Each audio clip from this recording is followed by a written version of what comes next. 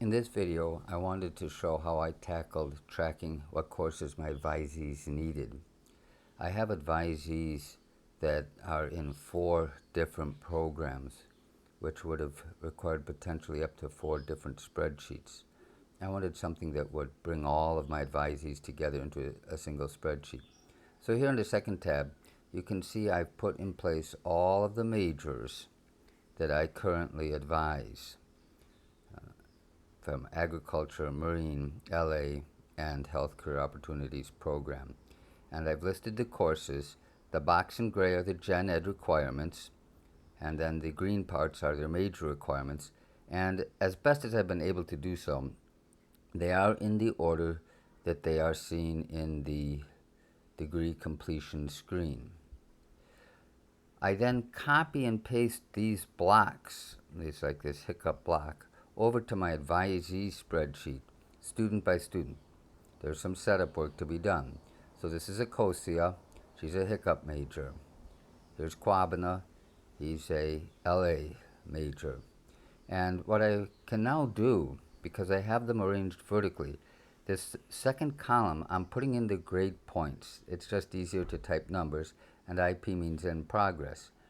So it allows me to sit this tab and the degree completion screen next to each other, and ENCO 205, blank, not yet done, SE 101, 4 points for an A, in progress for SC 130.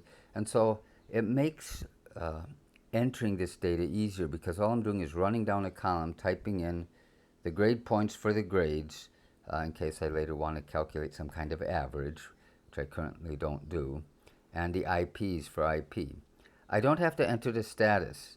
The status is a function that you see here that automatically tells me whether they either have completed the course successfully with a passing grade, or whether the course is in progress.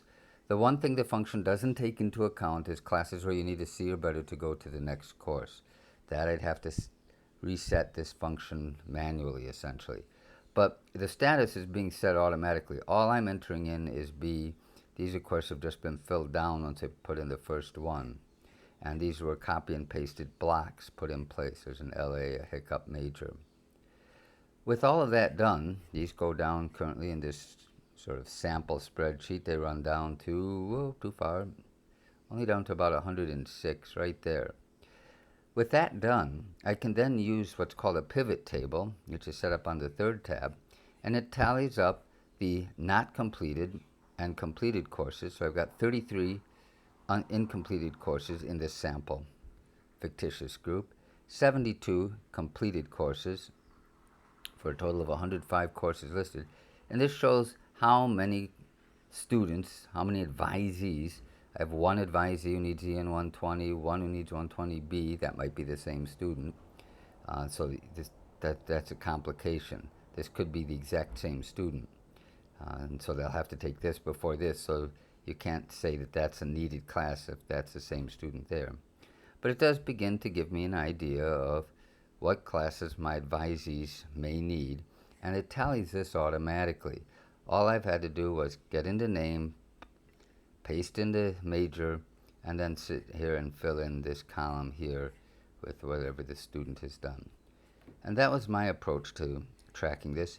I can then go and look at this and see wherever there's a blank, that's a class that the student needs for my advising purposes.